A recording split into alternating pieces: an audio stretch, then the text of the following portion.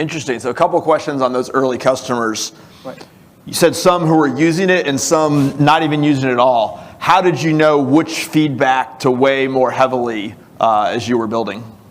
I mean, that's an interesting question. Essentially, like what we found was, even the people that were using it, I mean, they came in quickly, like they finished up some of the modules and then they went away and never came back. So it was not really as much of a choice for us because at the end of it, like nobody was actually using it the way that we'd intended for it to be used. And there was another reason why we actually went with the day-by-day program.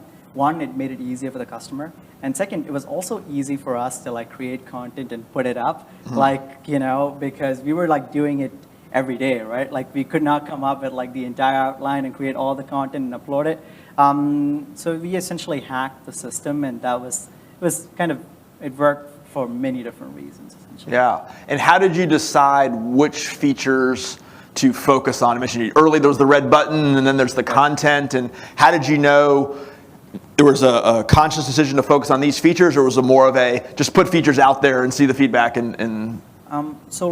So we really did. We talked to a lot of people. So that was one. So we kind of understood what were the kinds of problems they were like dealing with that we needed to help people with.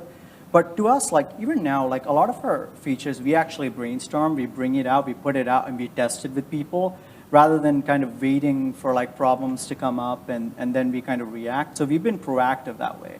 And we've always been thinking about like how can we really improve like the experience for our user. And we kind of conceive these ideas, we build it out, and like we push it out. I mean, we do that even now.